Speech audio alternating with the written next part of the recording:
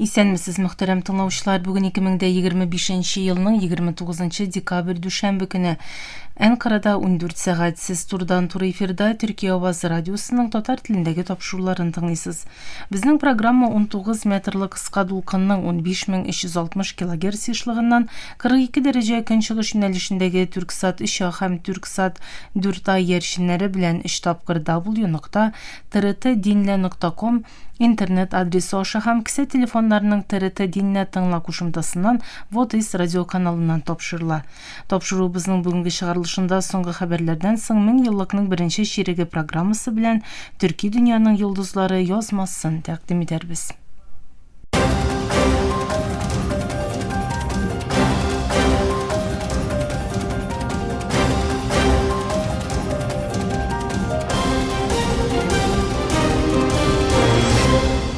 Соңгы хәбәрләр. Төркиянең төньяк көнбатышындагы Ялова төбәгендә Даиш террорчы оешмасына каршы операциялар дәвам итә. Бу хакта иминлек чыганаклары җиткерә. Чыганакларга караганда, полиция дүшәмбе көнне иртән шәһәр үзәгенә якын Элмалык авылына бару юлында урнашкан бер торак йортка баскын ясый. Аның вакытында атышу чыга һәм нәтиҗәдә 7 полиция хезмәткәре яралана. Операциягә ярдәм күрсәтү өчен якындагы Бурса төбәгеннән махсус хәрәкәт берлекләре җибәрелә. Эшчәнлек төбәктә катгый иминлек астында дәвам итә. Рәсми затлар әйтүенчә, яраланган хезмәткәрләр хастаханәгә китерелә һәм аларның хәлләре яхшы. Төркиянең саклану ширкәте Байкар белдергәнчә, Кызыл Алма кешесез һава аппаратының 2 прототипы реактив двигательле дроннар белән дөньяның якын арадан беренче автоном очышын уңышлы рәвештә чынга ашырды. Төркиянең төньяк көнбатышындагы Акынҗы тест үзәгендә узган сынап карауда дроннарның бер-бер артлы күтәрелүе, синхрон форматта очуы һәм кеше катышмыйча маневрлар башкарулары җиткерелде. Ширкәт бу уңышның Кызыл Алманың акыллы флот автономиясын ачып салуын, кешесез истребительләр сыйныфындагы платформалар ярдәмендә координацияләнгән күзәтү, һава саклануы һәм уртак сугыш вазифаларының мөмкин булуын ассызыклады. Берләшкән Милләтләр оешмасының Фәләстинле качакларга ярдәм итү агентлыгы башлыгы салкын кыш айларының Газзада 2 елдан артык дәвам итүче сугыш китереп чыгарган гуманитар кризисны тагын да тирәнәйтүен белдерде. Агентлык гомум комиссары Филипп Лазарини ярдәм җитмәгән Газзада халыкның су баскан чатырларда һәм җимерекләр арасында яңгыр астында һәм салкында яшәргә тырышуын әйтте. Фәләстинле рәсми затлар җиткергәнчә, давыллар йортсыз калучылар өчен корылган вакытлыча сыену урыннарын җимердә. Ашыгыч рәвештә якынча 200 мең җыелма йортка ихтыяҗ бар. Бер-бер артлы күзәтелгән тискәре һава шартлары аркасында үлемнәр дә күзәтелгән. 2023 елның октябреннән бирле 71 меңнән артык фәләстинле якты дөньядан киткән. Израиль сугышы кризисны тагын да тирәнәйтә.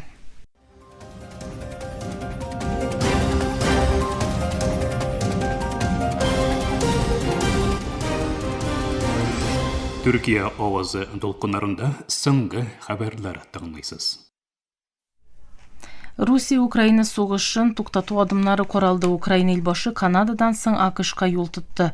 Америка Кушма Штатлары лидеры Дональд Трамп, Украина дәүләт башлыгы Владимир Зеленский һәм Европалы лидерлар якшәмбе көнне Русия-Украина сугышын туктату адымнарын кузгаттылар. Бу хакта Финляндиянең дәүләт башлыгы Александр Ступ X платформасында җиткерде. Трамп белән Зеленский арасындагы сөйләшүдән соң 1 сәгатьтән артык барган сөйләшүгә Франция илбашы, Англия премьер-министры, Германия канцлеры, Италия премьер-министры, Польша дәүләт башлыгы, Норвегия премьеры, НАТО гомумсәр катибы һәм Европа комиссиясе башлыгы Урсула фон дер Ляйен кушылды. Сугышны туктатуга караган адымнарны карадык, барыбыз да гадел һәм даими тынычлык өчен тырышабыз, диде Ступ.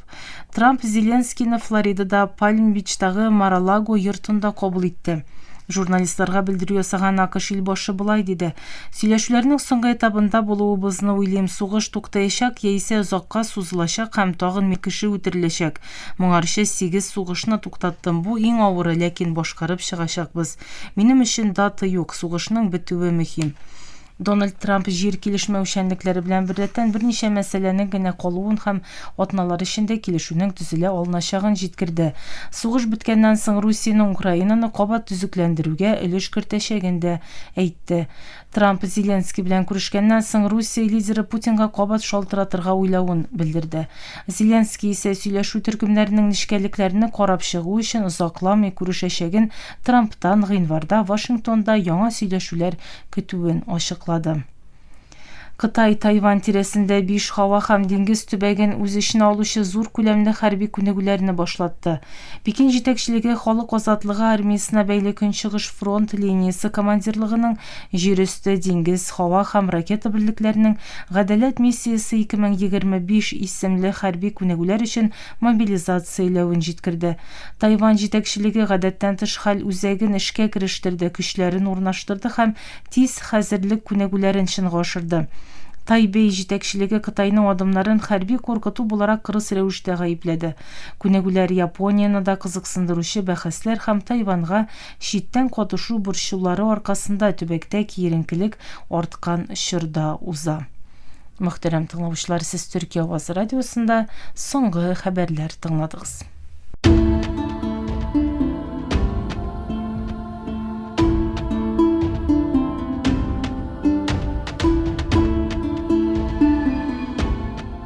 Мең еллыкның беренче ширеге.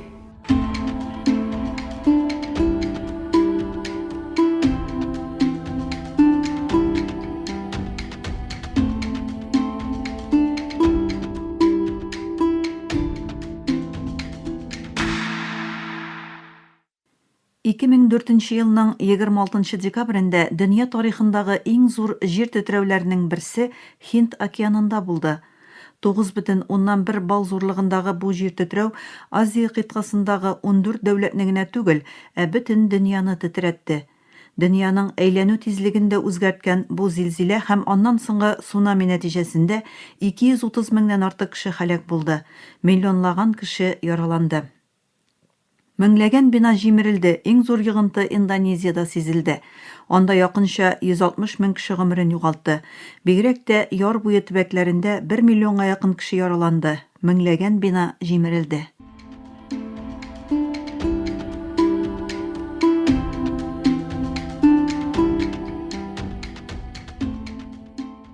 Диңгез өслегеннән 30 километр тирәнлектә булган һәм якынча 10 минут дәвам иткән җир тетрәү 30 метрга кадәр биеклектәге дулкыннар тудырды. Бу дулкыннар Азия кыйтгасының океан буе шәһәрләрен һәм авылларын җимерде. Нигездә Индонезия, Малайзия, Шри-Ланка, Һиндстан, Бангладеш һәм Таиландта яшәүчеләр булу белән бергә 1 миллион 700 мең кеше йортсыз калды. 5 миллион кеше яшәгән җирләреннән китәргә мәҗбүр булды. Африка кыйтгасыннан Аляскага кадәр тектоник хәрәкәтләрне кузгаткан һәм бөтен планетаны 1 сантиметрга күчергән бу җир тетрәүдән соң төбәк илләре цунами турында кисәтү системалары урнаштырдылар.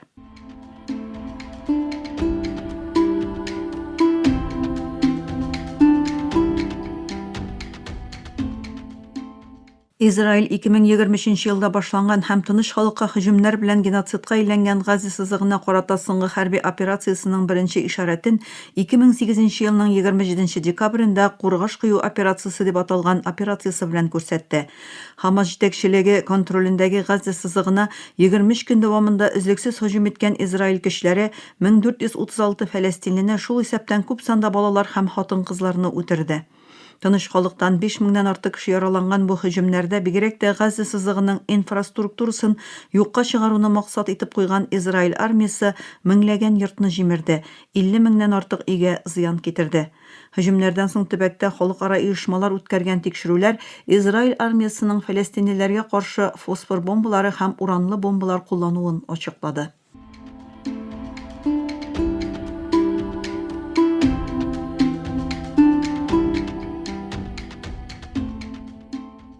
Кенияда 2007 елның 27 декабрендә узган илбашы сайлауы халыкның баш күтәрүенә китерде. Вазифадагы илбашы Кибакиның сайлау комиссиясе рәсми нәтиҗәләрне җиткергәнче җиңүен игълан итүе һәм 1 сәгать эчендә ант итү тантанасы үткәрүе көндәше Райла Одинга тарафдарларының урамнарга чыгуына сәбәп булды. Одинга тарафдарлары белән полиция арасында башланган бәрелешләргә Кибаки агза булган кабиләдән тыныч халыкның да кушылуы белән күп шәһәрләр, аеруча башкала Найроби һәм Момбаса сугыш мәйданнарына әйләнде. Якынча 2 ай дәвам иткән бәрелешләрдә 1500дән артык кеше һәлак булды. Меңләгән кеше яшәү урыннарын ташлап китәргә мәҗбүр булды. Көч куллану көчәйгәннән соң элеккегә БМО гомум сәркатибе Кофи Аннан Кенияга барды һәм якларны сөйләшүләргә күндерде. Сөйләшүләр нәтиҗәсендә Кибаки илбашы, оппозиция лидеры Одинга премьер-министр булган милли килешү хөкүмәте төзергә килештеләр.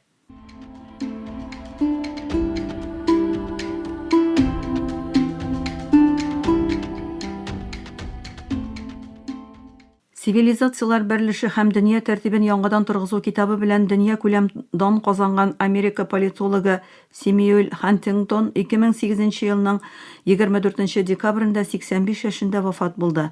Гарвард университетында эшләүдән тыш АКШ саклану министрлыгы киңәшчесе дә булган Хантингтон 1996 елда тәкъдим иткән цивилизациялар берлеше тезисы белән салкын сугыштан соң халыкара иттифакларда яки конфликтларда хәл иткеч факторның сәяси яки икътисади идеологиялар түгел, цивилизациялар булачагын алга сөрде. Ул Көнбатыш цивилизациясының иң зур көндәшләре Кытай һәм ислам цивилизациялары булуын, Көнбатыш җәмгыятьләренең үзләрен яклау өчен АКШ җитәкчелегендә берләшергә тиешлеген әйтте. Цивилизациялар берлеше тезисы аеруча 11 сентябрь һөҗүмнәреннән соң популярлашты.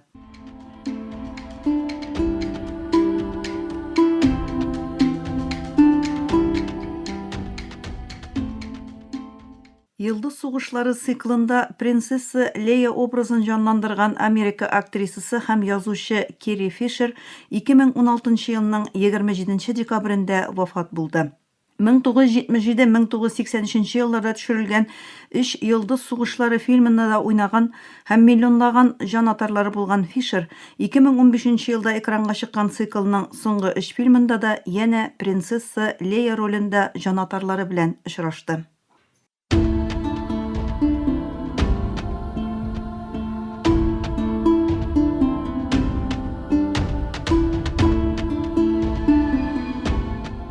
Мен еллыкның беренче ширеге.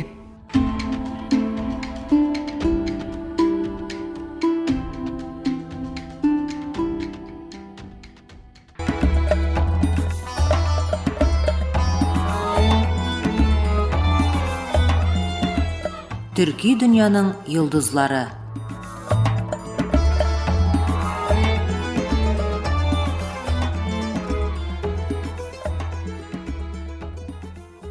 Muhtaram tamaşar, Halkara Münasebetler Birliği Fenler Doktoru Cemil Doğaç İpek yazmasına negizlenip hazırlangan Türkiye Dünyanın Yıldızları topşu dizimimizin bugünkü çağrılışında görnekli Türk Sufiye İmam Birgivi temasına to'xtalib o'zarmiz.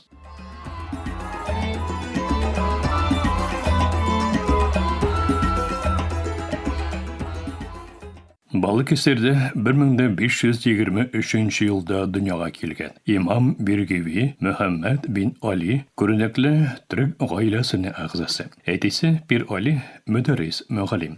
Babayı Şeyh Lütfullah ise Bayramiya maktabining muhim ustozi bo'ladi. Buravishli Birgivi hem madrasa bilimin yaxshi bilgan hamda Anadolu'nun teran sufichilik urf-odatlarına bayilli g'olim bo'lib jetishi. Negizi Xorasan bilan Turkistonda solingan sufi birikmasi bilan formalashgan Birgivi eserlerinde Ahmadi Yasavi kabi büyük evliyalarga mürajaat etib, bu burungi yılanın Anadolu'dagi vekili buluğunu ko'rsatdi.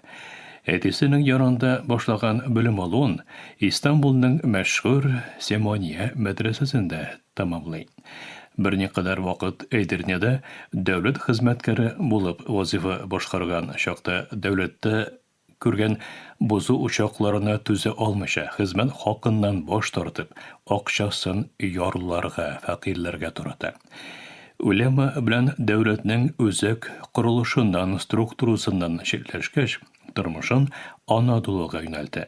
O'zining ustozi Atullah Efendining taqdimi bilan İzmirga bayli bir gida tuzilgan madrasada müderris muallim bo'lib ham umrining so'nggi yillarini bunda o'qutuv ma'rif ishlari bilan o'tkazdi. Birgivi shin sufiylikning Allohga muhabbat ham axloqiy naqliq bo'luvi fikrin yo'qdi. Xurafatlarga butunlay tuzimli bo'lmay. Onun so'zlarincha iman ham ibodatda Allohga yaqinlik derece hem muhrizlar ortadan quvып түгел, saf niyet bilen Qur'an hem sünnet negizinde yaşav aşa erişile. Ol, Beyazıt Bistami hem Ahmeti Yasavi kebek büyük sufi izgilerin özünün eserlerine hürmet bilen kirdi. Lakin öz şurundağı yalğan dini yollarını, uydurma gıybretlerini hem yalğançı şeyhlerini katı rəvişdə tənqidli. Heydik, Tariqat-ı Muhammediye isimli eseri, Müslüman cemgiyetin Peygamber hem onun sahabelerden saf yoluna koyturga ündəv tilegi bilen yazılgan. Bir gibi, Gıbırın kişilerge Kur'an hem sünnet yoktolğunda yol kürsətuge bağışlı. Medrese şakirtler ben birge avul imamlarına da vaqas seylep, cemgiyetin ruhi məğnavi terbiyesin aytap bura. Ol ahırına kadar Allah'ı kanunlarına doğru kola, akşa işini Kur'an okutuğuna katkı kiri kola. Şuşu tevkellik tutuşu, ol devrinin bir köp dini avtoritetinin ihtibarın celebidi. Bir gibi, bu rəvişli her katlamga dürüst İslam'ını anlatıp, cemgiyatına şın inanuğa, şın imanға şakıra. Bir gibi, təqlimatlarının qaybırıtıp başçaları şuşunday. Qur'an-ı Kerim hem sünnetke katkı beylilik boysunu, ahlaksızlıkka karşı pozitsiya, namuslılık, adillik hem ortaklaşu medeniyeti, hurafatlardan arıngan ahlak anlayışı, merhamet, şefkatlilik hem icablılıkka negizlengen turmuş felsefesi, yaşav an bilimi. Bir gibinin en meşhur eseri, halk için yazılgan, Türk tilinde dini kullanma rəvişindəgi vasiyetname. Kitapta iman hem gıybadat kılıdan alıp gaile turmuşuna hem sosyal traktaşlıkka kadar tıp dini temalar gadi til bilen kıskaça suretlenə. Vasiyetname Osmanlı şırında bir köp tapqır neşr etile, halk arasında en yaş okula turgan tekstlarının birisine eylene. Cemgiyetin keng katlamlarında barıp jetken bu eser, gadi til bilen yazılgan hem her kimge jingel anlaşılgan. Vasiyetname, namusluluk, tuğanlık, gıybadat hem sosyal cevaplılık turundağı takrimatları bilen Türk halkının imanında hem ahlak dünyasında tiren iz kaldırgan. Bir gibi, Sufi yurtlarının mistik tirenlegen medreselerinin fenni abruyu bilen birleştirgen sirek alimlerinin birisi bulu. Bütün dünya kişileri bir gibi zamanındağı kibegük fosilat ezliler. Dünyadaki ahlaki bozukluklarga karşı onun 500 yıl elekkege taklimatları әлі де файдалы болып қала. Намуслы һәм жауаплы болып яшәгез. Ялганны, бузыклыкны һәм наданлыкны кире кагыгыз. Бердәмлекне һәм хезмәттәшлекне сайлагыз. Бу чакырулар бергевенең гади төрек телендә яктырткан кыйммәтләрне аңларга теләүче һәркем өчен тормыш белешмәләре. Бергевен тәкълиматлары Türk İslamının şefkatlilik hem cevaplık turundagi аңлауы bilen үрелеп bura. Ул Kur'an'ның merhametli sözlerine üstünlük berdi hem yarullarının hukuklarını yakladı. Ул alarga dünyavi şekten tırşıklardan saklanırga kengeş verir. Üyleri, körşüleri hem cemiyeti aldığında cevaplılık hissi oyatdı. Gadil Müslümanның asıl pozitsiyasını çağıldırgan bir gibi tarihka namuslılık, tıynaklık, şefkatlilik hem cevaplılık kıymetlerin üst durmuşunda şağıldırgan büyük sufi bularak kirip kaldı.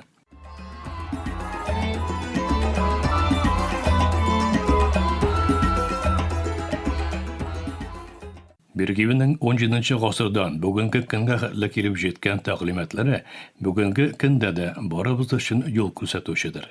Милләтне саклап калучы иманга нигезләнгән һәм әхлакый кыйммәтләргә басым ясап, ул бүгенге проблемаларга шешелешләр тәкъдим итә.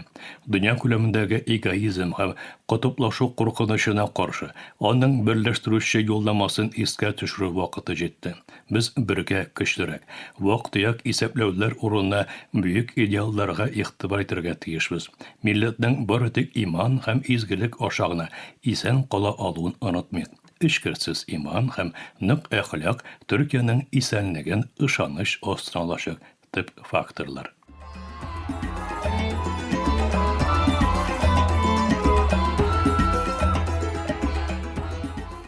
Мөхтәрәм тамашачылар, тапшырды безнең бүгенге соңгы чаралышы да халыкара мөнәсәбәтләр бүлегеше фәннәр докторы Җәмил Дуаш Ипәкнең ясмасына нигезләнеп әзерләнде. Исән имен булыгыз.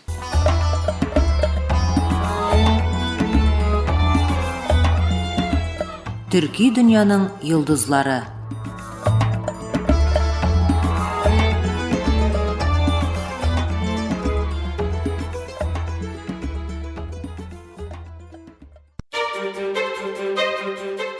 Burası Türkiye'nin Sesi Radyosu.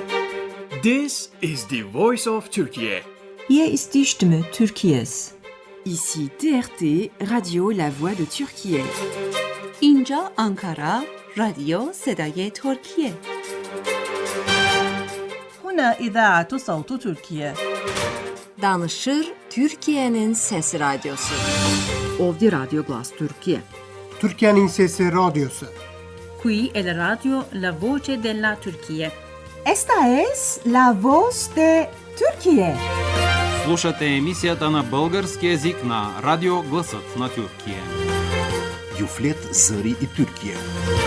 这里是土耳其之声广播电台。 اینجا انقره رادیو صدای ترکیه. دا ترکیه غرب رادیو دا. خصوم ترکیه زاین رادیو گایانه. Eterşehir Radyo Sadburi Türkiye Sıkma. Ovada Türkiye Ünü Radyosu. Aici Radio Vocea Türkiye. Говорит голос Türkiye. Efirde Türkiye ovası. Gepleyer Türkiye'nin Fethi Radyosu. Ye Saday Türkiye. Anlavatkanlar Türkiye Avazı Radyosu. Edo İfonitis Türkiye. Ovdi Radyo Glas Türkiye. Gider Radio Cumhuriyet Türkiye. Ini adalah Radio Suara Turkiye. Hii ni idhaa ya Kiswahili, sauti ya Turkiye.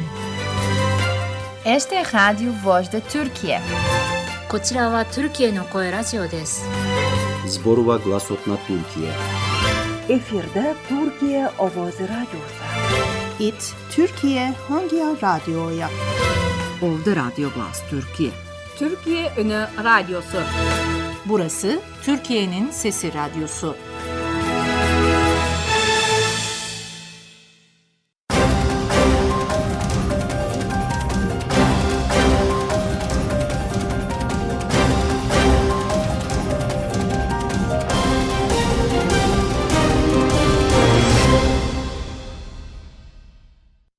Мөхтәрәм тыңлаучылар, Türkiye Avazı Radyosu'nun татар телендәге тапшырулары шушының белән ахырына якынлашты. Тапшыруларыбызны Яршан, интернет һәм кесә телефоннарының TRT Dinle кушымтасы аша тыңлыйларсыз. Безнең программа һәр көн Türkiye һәм Казан вакыты белән көндезге сәгать 2-дә 19 метрлык кыскалыкның 15360 килогерц-лыгында Түрксат 3 һәм Түрксат 4 ярышны белән www.trtdinle.com интернет адресы аша вот из радио каналыннан тапшырыла. Ярты сәгатьлек тапшыруларыбызның кабатлавын Төркия һәм Казан вакыты белән сәгать кичке 8-нче яртыда 42 дәрәҗә көнчыгыш юнәлешендәге Түрксат 3 һәм Түрксат 4 ярышлары белән www.trtdinle.com интернет адресы аша һәм кесә телефоннарының TRT Dinle кушымтасы аша вот Вес радио каналыннан тыңлыйларсыз. Тапшыруларыбыз турында уй-фикерләрегез һәм киңәш тәкъдимнәрегезне көтеп калабыз. Мөхтәрәм тыңлаучылар, безнең адрес латин хәрефләре белән PK33 Яне Шакир, Анкара, Төркия. Почта индексы 06443. Электроник почта адресыбыз tatar@trt.net.tr. Әлегә без сезнең белән саубуллашабыз. Эфирдә киләсе очрашуга кадәр.